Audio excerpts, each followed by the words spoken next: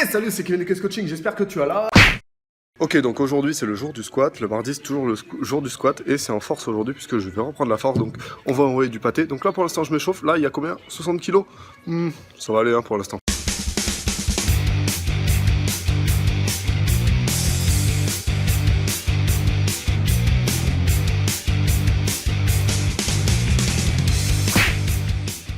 Aujourd'hui, un petit titre putaclic, pourquoi moi je suis sec et musclé et pourquoi toi t'es gras et t'arrives pas à être sec et musclé. Donc voilà, un petit titre un petit peu accrocheur, j'en fais pas beaucoup, mais c'est pour avoir plus de haters. J'ai appris récemment que si une vidéo YouTube avait plus de dislikes que de likes, elle était mieux référencée sur YouTube. Alors ça m'a un peu impressionné. Donc du coup voilà, si j'ai beaucoup de dislikes, ça m'aide à avoir plus de vues dans ma vidéo, donc du coup ça va aider indirectement plus de gens. Donc au final, je préfère attirer les haters. Donc voilà, j'espère que tu vas bien. Aujourd'hui, voilà, avant de commencer cette vidéo, tu peux télécharger mon livre Apprendre la musculation. Je le vends sur Amazon, ils se vendent assez bien. Et surtout, je le mets à disposition gratuitement pour mes fidèles à Case Coaching. Donc voilà, il a été téléchargé 15 000 fois, il me semble. Bon, c'est un truc de fou. Donc merci pour tous les commentaires que tu me laisses par mail, sur Facebook, sur YouTube. Ça me fait vraiment plaisir. Ça me donne envie de continuer à aider le maximum de personnes à gagner de la masse musculaire et à changer de corps. Quand tu me poses une question par mail, je te réponds quoi qu'il arrive, sauf si vraiment ton mail est perdu. Donc voilà, écris-moi par mail si vraiment tu as des questions à me poser. Télécharge ce e-book encore une fois. Et aujourd'hui, voilà, pourquoi moi je suis sec et musclé, pourquoi tu es gras? Pourquoi tu n'arrives pas à rester sec, musclé toute l'année? Voilà. Le rêve de tout le monde, comme le dit un certain youtubeur français que tu connais, c'est être énorme et sec. Alors il n'a pas tort, c'est le rêve de beaucoup de gens. Alors pour être esthétique et sec et musclé, il va falloir adopter, voilà, faire plus de sacrifices que quelqu'un qui veut être fort et massif, comme on en a parlé dans la vidéo de la semaine dernière. D'ailleurs, si tu ne l'as pas vu, tu peux cliquer sur la fiche ou dans le lien dans la description. Donc, pour être sec et musclé, il va falloir faire un effort alimentaire vraiment énorme. Mais ça va dépendre de ta morphologie. C'est-à-dire qu'on a plusieurs morphotypes et plusieurs morphologies différentes. Moi, par exemple, comment je fais pour être sec et musclé toute l'année? Moi, j'ai pas besoin, personnellement, de faire beaucoup d'efforts au niveau alimentaire parce que mon corps a un métabolisme très élevé. Je suis, on va dire, ectomorphe, mésomorphe, avec ecto, méso en premier, ecto. A contrario, quelqu'un qui est mésomorphe va prendre un petit peu de tissu adipeux, ce qui n'est pas le cas par exemple de moi. Voilà. Donc comment je fais pour être sec et musclé toute l'année? Eh bien j'ai une moyenne calorique sur l'année qui va être équilibrée en fonction d'un léger surplus calorique et pas non plus un surplus calorique énormissime comme je te le dis dans la vidéo de la semaine dernière. Donc si tu veux être sec et musclé, ça va dépendre de tes calories totales que tu vas ingurgiter sur une moyenne.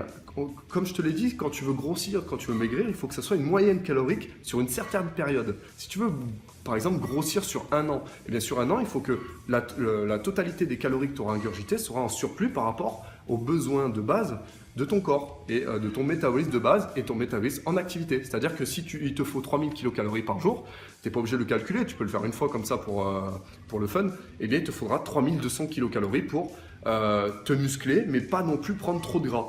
Par exemple, quelqu'un qui veut être très massif, qui veut prendre aussi, même s'il s'en fiche de prendre du gras, comme je te l'ai dit la semaine dernière, un entraînement en hypertrophie, donc en masse musculaire en force, et un gros surplus calorique, par exemple de 500-600 kcal, étalé par exemple sur une semaine, sur un mois, sur une année, etc.